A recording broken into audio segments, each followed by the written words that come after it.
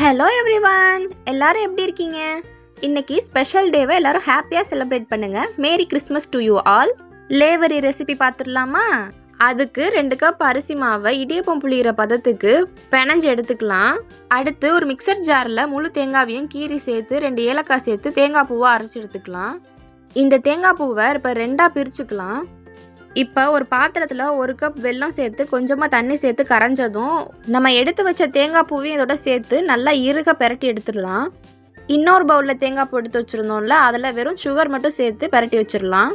திக்கான கவரை கட் பண்ணி எடுத்து வச்சுருக்கேன். உங்களுக்கு வேணும்னா வாழை இலையில் கூட செஞ்சுக்கலாம். அந்த கவரில் லேசாக எண்ணெய் தடவி நம்ம ரெடி பண்ண அரிசி மாவில் இருந்து ஒரு சின்ன உருண்டையை எடுத்து இந்த மாதிரி தட்டி தேங்காய் பூ சக்கரை மிக்ஸை இதுள்ள சேர்த்து இந்த மாதிரி க்ளோஸ் பண்ணி கையாலையும் அமுக்கி விட்டுக்கலாம். நான் டிசைனுக்காக ஃபோக் ஸ்பூனை வச்சு இந்த மாதிரி ப்ரெஸ் பண்ணி விட்டுருக்கேன். இந்த மெத்தடை நாங்கள் கமுதி சைடில் லேவரின்னு சொல்லுவோம். இன்னொரு மெத்தடும் இருக்குது. அதே கவரில் லேசாக எண்ணெய் தடவி இந்த மாதிரி இடியப்பம் மாதிரி புழிஞ்சு வச்சிடணும்.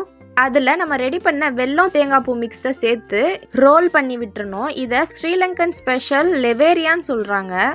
இப்போ இது ரெண்டுத்தையும் 10 மினிட்ஸ் ஸ்டீம் பண்ணி எடுத்துக்கலாம். உங்கள் வீட்டில் இதுக்கு நீங்கள் என்ன பேர் சொல்லுவீங்கன்றதை கமெண்ட்ஸில் சொல்லுங்கள்.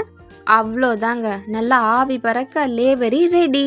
நீங்களும் இந்த ரெசிபி உங்கள் வீட்டில் ட்ரை பண்ணிவிட்டு எப்படி இருந்துச்சுன்னு கமெண்ட் செக்ஷனில் சொல்லுங்கள். நான் வேறு ஒரு வீடியோவில் பார்க்குறேன். பாய்.